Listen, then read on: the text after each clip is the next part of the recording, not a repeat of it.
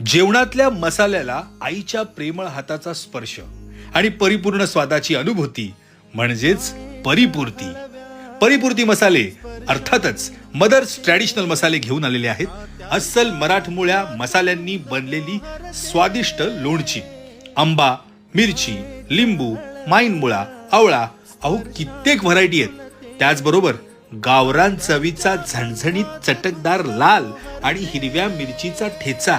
अहो काय सांगायचं, तुम्ही ऑर्डर करून तर बघा, परत परत मागवाल.